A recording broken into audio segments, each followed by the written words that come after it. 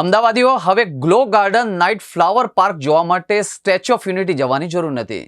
અમદાવાદના રિવરફ્રન્ટ પર અંદાજિત 3 કરોડ રૂપિયાના ખર્ચે તૈયાર થયેલો ગ્લો ગાર્ડન 3જી તારીખથી ખુલ્લો મૂકવામાં આવશે.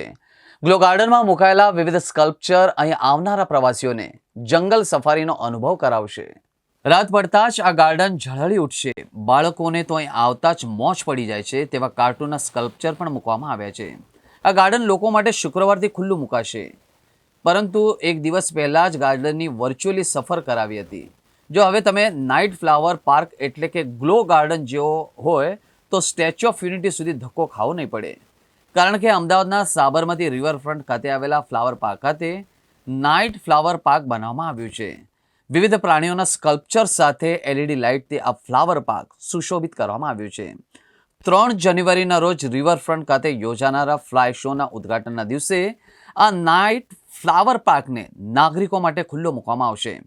નાઇટ ફ્લાવર પાર્ક માટે અત્યારે કોઈ ફી રાખવામાં આવી નથી. ફ્લાવર પાર્કમાંથી નાઇટ ફ્લાવર પાર્કમાં સાંજના સમયે લોકો જઈ શકશે. ફરવાના શોખીન અમદાવાદીઓ માટે વધુ એક નવું નજરાણું સાબરમતી રિવરફ્રન્ટ ઉપર ઉમેરવામાં આવ્યું છે. સાબરમતી રિવરફ્રન્ટ ઇવેન્ટ સેન્ટર ખાતે આવેલા ફ્લાવર પાર્કમાં નાઇટ ફ્લાવર એટલે કે ગ્લો ગાર્ડન બનાવવામાં આવ્યું છે. સાબરમતી રિવરફ્રન્ટ ડેવલપમેન્ટ કોર્પોરેશન લિમિટેડના એક્ઝિક્યુટિવ ડાયરેક્ટર દેવ ચૌધરીએ કહ્યું હતું કે સાબરમતી રિવરફ્રન્ટ પર ફ્લાવર પાર્કમાં લાઇટ ફ્લાવર પાર્ક બનાવવામાં આવ્યું છે. અંદાજે 3 કરોડથી વધુના ખર્ચે ફ્લાવર પાર્ક બનાવવામાં આવ્યું છે અને 4500 સ્ક્વેર મીટરના એરિયામાં રંગબેરંગી LED લાઇટ્સથી સુશોભિત રિવરફ્રન્ટ નાઇટ ફ્લાવર પાર્ક બન્યું છે.